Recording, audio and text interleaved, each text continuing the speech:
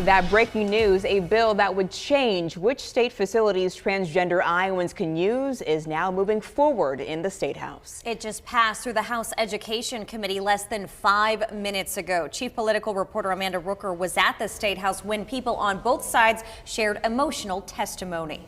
Yeah, Jody, Laura, this bill passed through 2 separate votes this morning, and protests erupted at the earlier subcommittee hearing over this new bill from Governor Kim Reynolds. It would create new state definitions for male and female. It would change who can use certain state facilities, and it also changes how transgender Iowans would fill out official documents.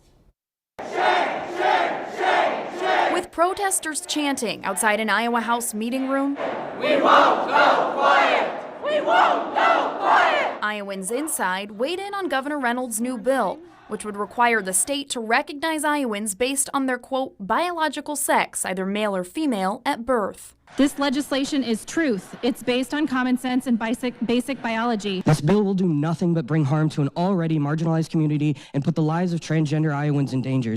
Iowans would only be able to use state facilities, including prisons, domestic violence shelters, restrooms, and locker rooms that match their sex at birth. Dallas Center mom Shelly Flockhart says that would keep women safe. 20 years ago, I was a victim of domestic abuse. I want to protect women to be able to have the groups and the resources that they need so that they have a safe space. If I were to would have been put in a situation where it was men and women in the same group, I don't know if I would have come out of that. But others say the bill targets transgender Iowans. The governor's bill would force us to out ourselves and open ourselves up to more violence anytime we have to show an identification. Anyone who has gender transition surgery would have a male and female designation on their birth certificate and driver's license, making it clear they're transgender.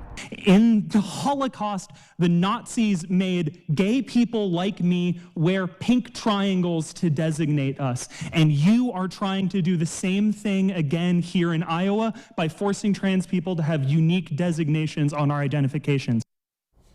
And this bill also says, quote, separate accommodations are not inherently unequal, and that equal does not mean, quote, same or identical. Now, after House Republicans move this forward, that means it is now ready for a full vote in the House. It needs approval from the Senate in order to become law. Lara.